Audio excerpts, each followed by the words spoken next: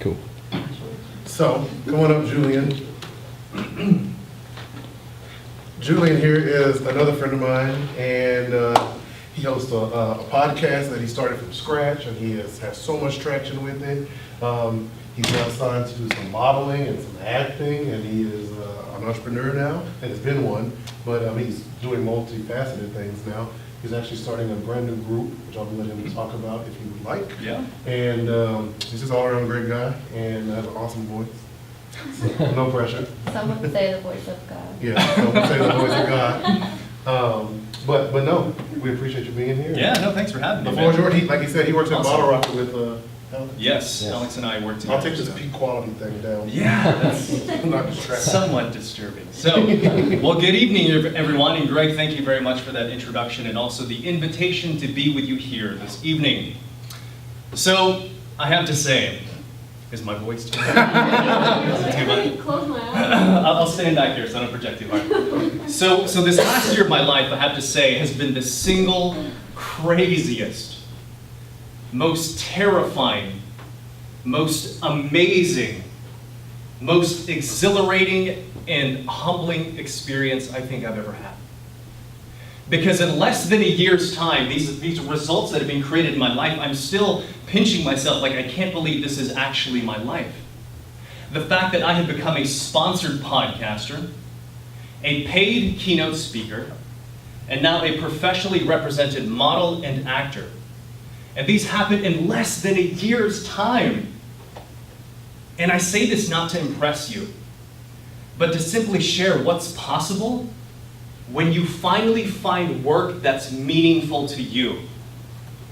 And if you look at my background, you'll see that I have a pretty typical corporate background, right? So I come from a recruiting background. I spent the majority of my career helping people find jobs and also partnering them with companies that would consider them talent.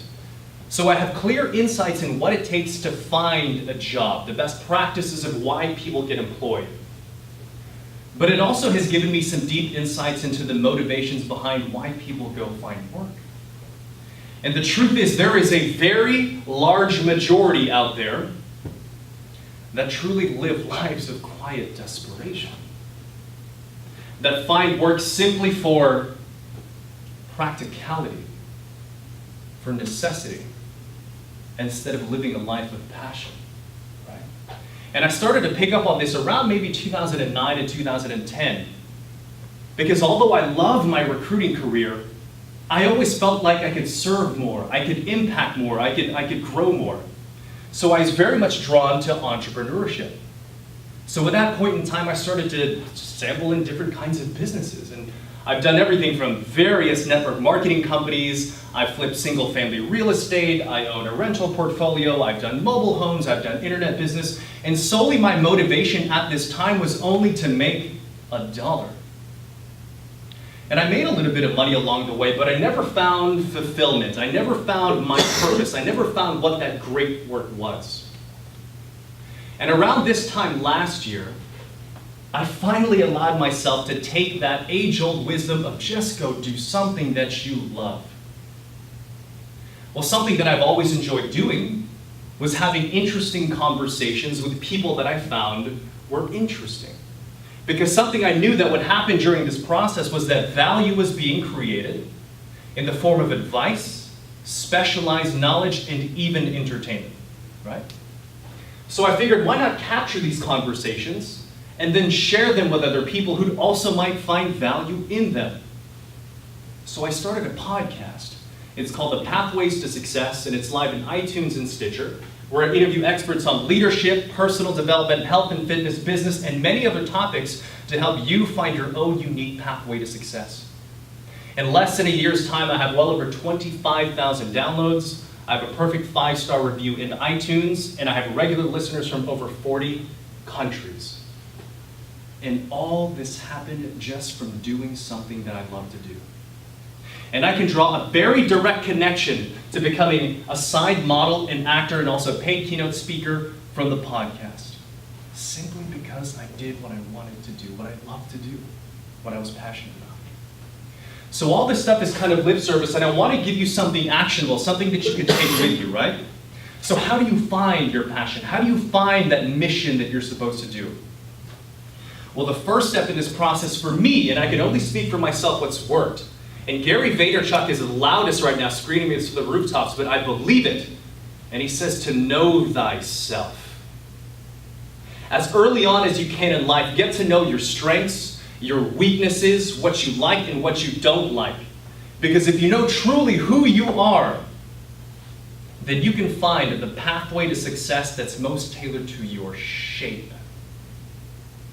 And when you find out who you are, find out what you like to do. And when you can make that intersect what creates value for other people. So if you find out who you are, what you're great at, what you love to do, and what serves value for other people, that bullseye, dead center intersection is where you will find your mission and your purpose. And if you find that, ladies and gentlemen, I promise you, you will never have to work another day in your life. Thank you.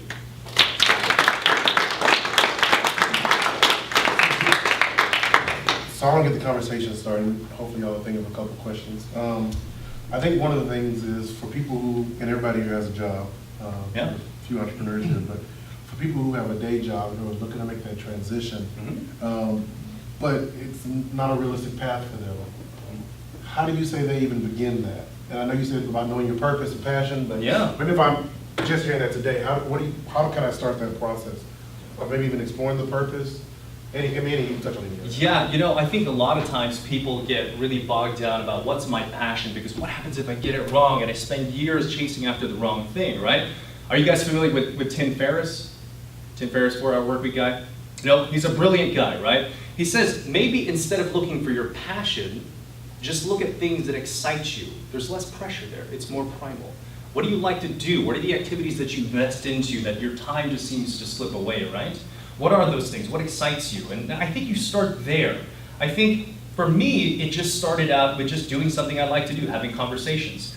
But, Marie Forleo, she says it best. She says that clarity, it doesn't come from thought alone. It comes from action. So I suggest if you haven't found whatever that is, write some things down and then just go experiment, go play, and see how you feel in the act of doing it. Because that will reveal more about who you are. Does that help?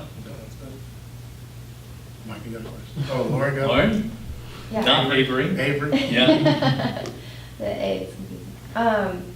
So when you decided to follow your passion and to start having conversations with people, was that just after work? Did you quit your job and you said, I'm gonna go try to find what I wanna do? Or what did that look like for you? So when I say I'd liked having conversations with interesting people, I've actually been doing that for years. One of the themes of my life is constantly seeking mentors, people who have done something that I want to do and have already created the result, and learning from them. This podcast really just amplified that. It gave me an excuse to go up to really successful people and interview them. I had Alex on the podcast, because I think it's spectacular what he's done. He's gotten on Shark Tank. How many people applied that, Alex? They say like 100,000 a year. And he was one out of 100,000. There's success there.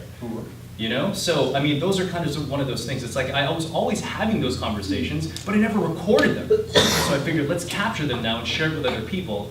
And lo and behold, it creates value and people started tuning in. Does that help? I listened to your podcast today. Oh, awesome. Thanks, man. Yasmin or something. Yasmin, yeah. I went to high school with her. Yeah, so when you say mentors, when you reached out to people, like, did somebody ever take you always as far as like looking for a mentor, or I don't know? How do you, let me ask this question. Yeah, sure. What's the best way for people in this room to approach a mentor? You know what's really interesting, right? It's like for me, when I think about mentors, it's so organic for me. I feel like it's common knowledge for a lot of people, but the more I ask people, a lot of people have hesitancy between it. And I'm actually writing a book right now about mentors and how I leverage it. So I do 3 things. I ask, I pay, and I serve, right? So the first thing that I look for, if there's a deficit in any kind of my experience, whether it's building a website or if it's marketing or something like that, I first identify what my pain point is, and then I start asking people around me, who do you know that has solved this problem? And then I ask to be introduced to that individual, and then I buy them lunch. Usually really successful people are time poor, right? But every human being needs to eat. And the thing that I do is that if there's a mentor like out of my reach and I ask for an introduction, I ask them, hey, tell me when can I buy you lunch at your venue of choice at any time that you want, right? They will almost always take you up on that. So I ask, and also the pay, right? I've invested thousands of dollars in training and classes and things like that, and I think that's important. But I really don't think anything can substitute the one-on-one learning from someone who's done what it is that you're already looking to do. Because all the training and education is good contextually. If anything, it helps build your language once you're able to interface with your mentor. Because that mentor has already experienced the trials, the tribulations, will be able to tell you when to zig and when to zag. Like, I became a sponsored podcaster in less than a year. My mentor, it took him 100 tries to get his first sponsor. I fired off that letter once, and I got sponsored in 3 days. Not because I'm awesome, but I borrowed the success of Baylor Barbie, who's a sponsor in everything, right? And then he showed me exactly what to do, and all I did was implement it. That's the shortest way to create great results in your life, is finding people who can teach you.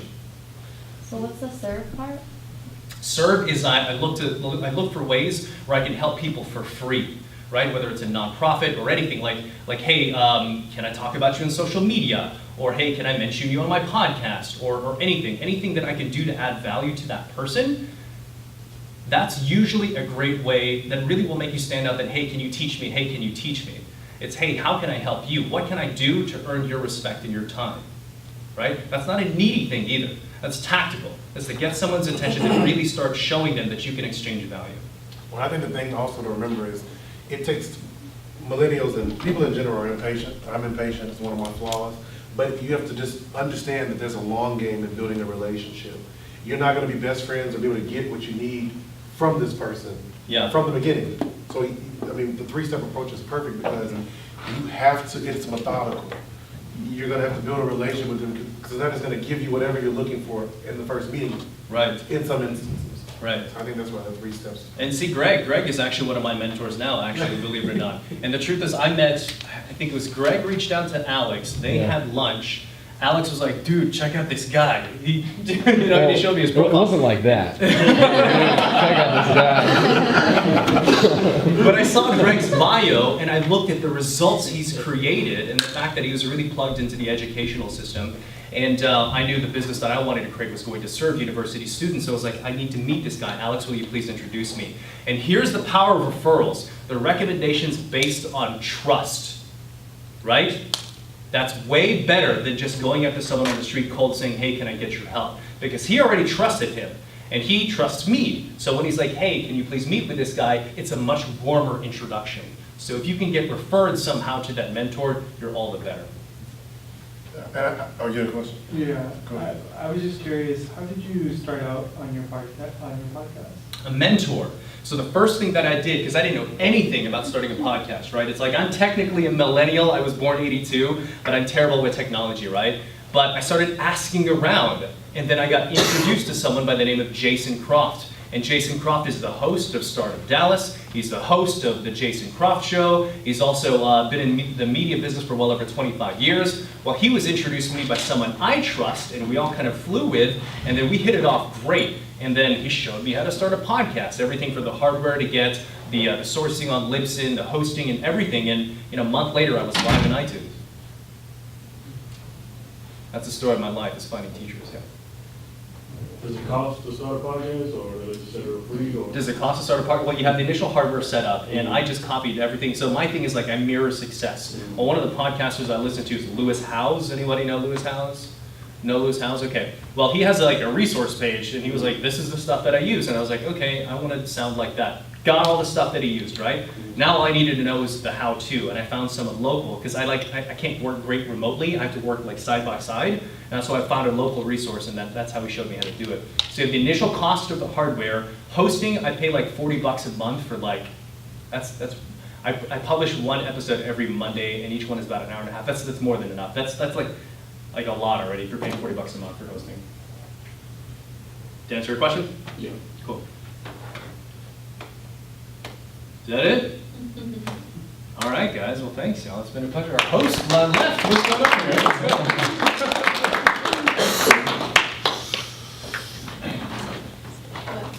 Good stuff, man. Good stuff. Yeah. Some of that usable. Oh.